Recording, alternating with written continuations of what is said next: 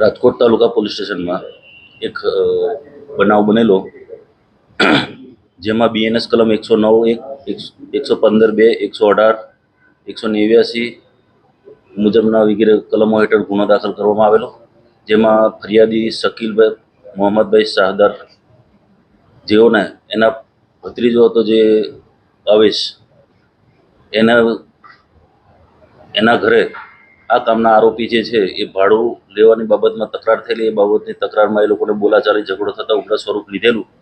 એ દરમિયાન આ કામમાં મરણ જનાર વિપુલભાઈ, જે શકીલના મિત્ર હોય, એ પણ ત્યાં હાજર હોય. ત્યાં મારામારી થતાં ગંભીર ઇજા પહોંચતા પહેલાં વિપુલભાઈને સારવાર હેઠળ હોસ્પિટલ ખાતે સારવારમાં મોકલેલા. સારવાર દરમિયાન તેમનું મૃત્યુ થતાં આ ગુનાના કામે 103(1) મુજબનો કલમનો ઉમેરો કરવામાં આવેલો છે.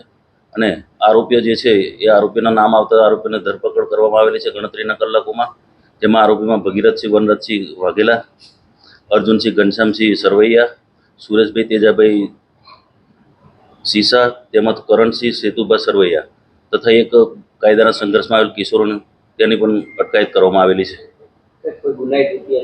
આમાં ગુનાહિત ઇતિહાસમાં ભગીરથસિંહ વનરાજસિંહ કરણ વાઘેલા જે છે એનો ગુનાહિત ઇતિહાસ છે, જેમાં એ પોતે તાલુકા પોલીસ સ્ટેશનના પ્રોહિબિશનના ગુનામાં, સાયલામાં પણ પ્રોહિબિશનના ગુનામાં, યુનિવર્સિટી પોલીસ સ્ટેશનના ગુનામાં પણ સંડોવાયેલ છે.